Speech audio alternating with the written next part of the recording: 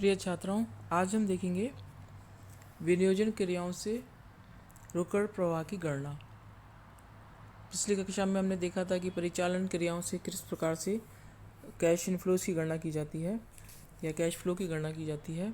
अब हम देखते हैं कि किस प्रकार से इन्वेस्टिंग एक्टिविटीज़ से कैश फ्लो की गणना करनी है।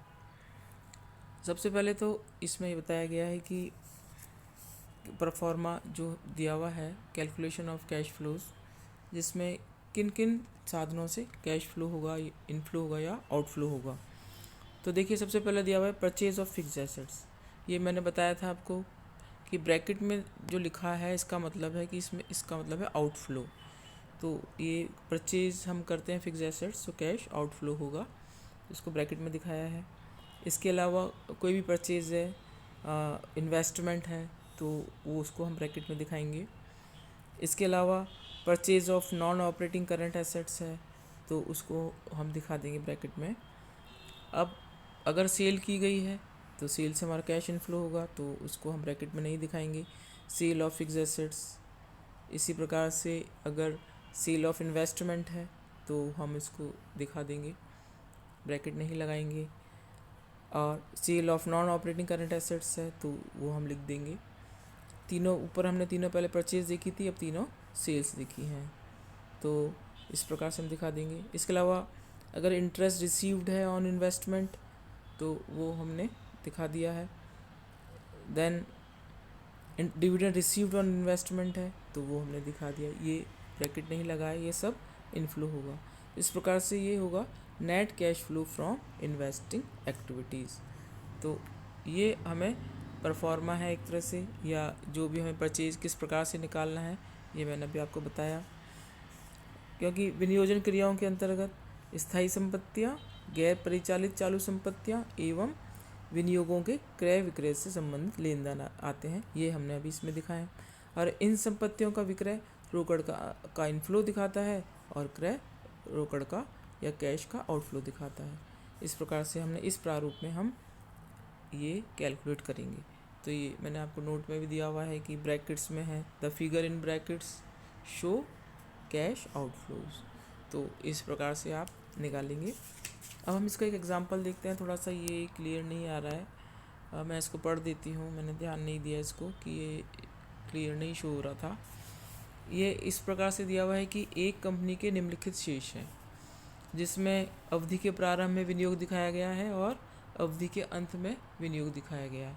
अवधि के प्रारंभ में विनियोग तो 50,000 है और अवधि के अंत में विनियोग 34,000 है। और ये कहा गया है कि कंपनी ने वर्ष के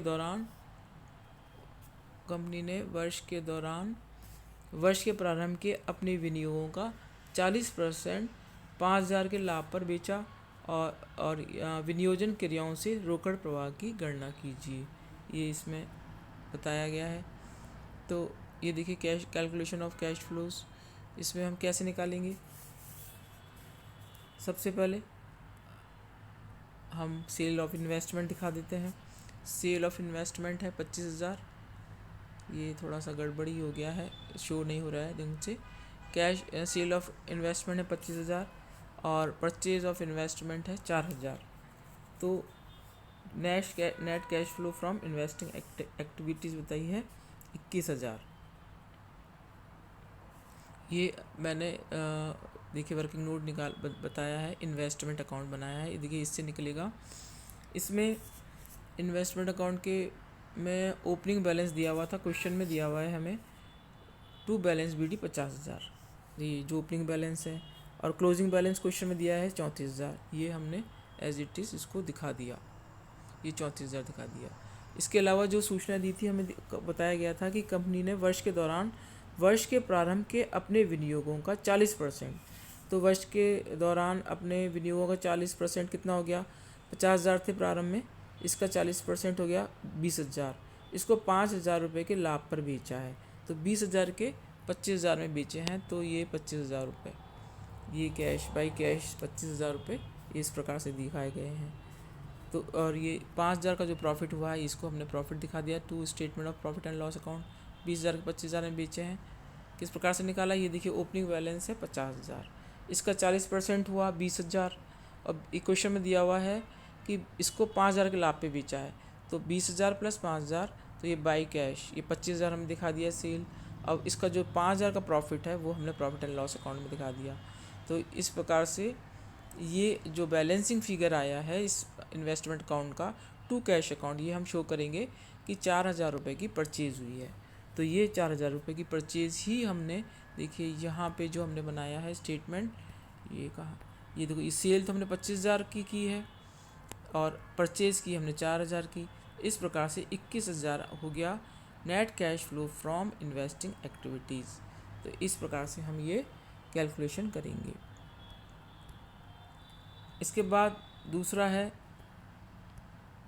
एक क्वेश्चन और देखते हैं। इसमें बताया है कि निम्न सूचनाओं से विनियोजन क्रियाओं से रोकड़ प्रवाह की गणना कीजिए। अब इसमें हमें मशीनरी और एक्यूमुलेटेड डेप्रिसिएशन दिया हुआ है। ये ओपनिंग बैलेंस दिए हुए हैं 1,00,000 और क्लोजिंग बैलेंस दिया हुआ है 1,10,000। एक्यूमुलेटेड डेप्रिसिएशन का बैलेंस दे रखा है 25,000 और 30,000। इस प्रकार से ये दिखाया गया है। और ये सूचना दी हुई है कि वर्ष के दौरान एक मशीनरी जिसकी लागत 20,000 रुपये तथा एकत्रित लाभ हास 12,000 रुपये को 10,000 रुपये में बेचा गया। मशीन 20,000 की और एक्यूमुलेटेड डेप्रिसिएशन 12,000 का है, 10,000 में बेचा गया। अब देखिए इसको किस प्रकार से, सबसे पहले तो हम वर्किंग नोट देखें कि मशीन अकाउंट ये है। मशीन अकाउंट में ओपनिंग बैलेंस दिया हुआ है, हमें एट कॉस्ट दिया हुआ है 1,00,000 और इसका क्लोजिंग बैलेंस दिया हुआ है 1,10,000 क्वेश्चन में। ये हमने क्लोजिंग बैलेंस लिख दिया है 1,10,000 और ओपनिंग बैलेंस 1,00,000 और 1,10,000। इसके अलावा हम नीचे एक्यूमुलेटेड डेप्रिसिएशन अकाउंट भी साथ में खोल लेते हैं, जिसके अंदर हमको क्वेश्चन में दिया हुआ है एक्यूमुलेटेड डेप्रिसिएशन का बैलेंस। ओपनिंग बैलेंस इधर दिखाएंगे, इधर क्रेडिट साइड 25,000 और क्लोजिंग बैलेंस 30,000 क्वेश्चन में दिया हुआ है, वो हमने इसमें दिखा दिया है। अब देखिए हमें क्या क्या सूचना दी हुई है। इसके अंदर दिया हुआ है वर्ष के दौरान एक मशीन जिसकी लागत 20,000 रुपये थी और जिस पर एकत्रित हास 12,000 रुपये का था 10,000 में बेचा गया। तो वर्ष जिसकी लागत 20,000 रुपये थी, तो 20,000 की लागत को, और जिसमें डेप्रिसिएशन था 12,000, ये देखिए 12,000। तो हमने ये मशीनरी अकाउंट में देखिए क्या किया, एक्यूमुलेटेड डेप्रिसिएशन 12,000 हमने दिखा दिया है जिसकी बेची गई थी, ये देखिए 12,000। और ये कैश कितना आया इसमें 10,000 रुपये, 10,000 रुपये बेचा है, तो ये बाई कैश हमने 10,000 दिखा दिया है 10,000। तो 10,000 तो कैश आया है और ये एक्यूमुलेटेड क्या एंट्री होगी इसकी, उस हिसाब से हम इसको अकाउंट में दिखाएंगे। जब हम इस तरह से, हमें कॉस्ट पे मशीनरी दी हुई होती है और हम जब इसको बेचते हैं तो हमारी क्या एंट्री होती है, ये देखिए इसमें एंट्री हुई cash account debit 10,000, accumulated depreciation account debit 12,000 और मशीन की कॉस्ट कितनी है 10,000। टू मशीन की कॉस्ट हम 10,000 करेंगे, तो इसलिए हमने यहाँ पे दिखा दिया, सॉरी मशीन की कॉस्ट है 20,000, ये मशीन की कॉस्ट है 20,000। तो ये कैश 10,000, एक्यूमुलेटेड डेप्रिसिएशन 12,000 और इसको हमने बेचा है 20,000 में। तो इसमें हमें कितना प्रॉफिट हुआ, इसमें प्रॉफिट हुआ हमें 2,000 का, ये हमने प्रॉफिट दिखा दिया है 2,000 रुपये। और अब ये देखिए इसका हम इस अकाउंट का बैलेंस निकालेंगे तो ये आएगा 30,000। और तो इसका मतलब है ये, अगर ये क्रेडिट साइड आता, पर क्रेडिट साइड हमें सेल की सूचना दी हुई है, इसलिए जनरली जब हमें सेल की सूचना दी होती है तो ये इधर ही बैलेंस आता है। तो ये 30,000 रुपये हम परचेज़ मानेंगे और इसको हम दिखाएंगे आउटफ्लो में। अब ये देखिए इस एक्यूमुलेटेड डेप्रिसिएशन अकाउंट देखिए, एक्यूमुलेटेड डेप्रिसिएशन अकाउंट में हमने देखा ओपनिंग बैलेंस 25,000 था और ये 30,000 था। जो मशीनरी हमने बेची है टू मशीन अकाउंट 12,000 की, जिसमें एक्यूमुलेटेड डेप्रिसिएशन है, तो हम ये बात दिखा दिया।